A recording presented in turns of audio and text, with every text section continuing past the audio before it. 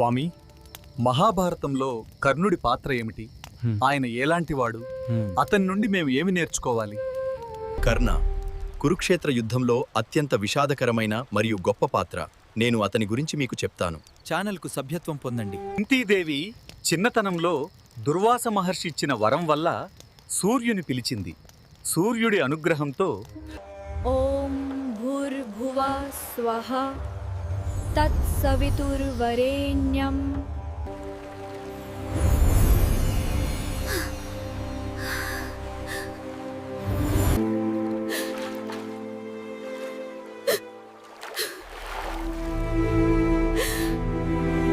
నేను నిన్ను వదిలేయాలి.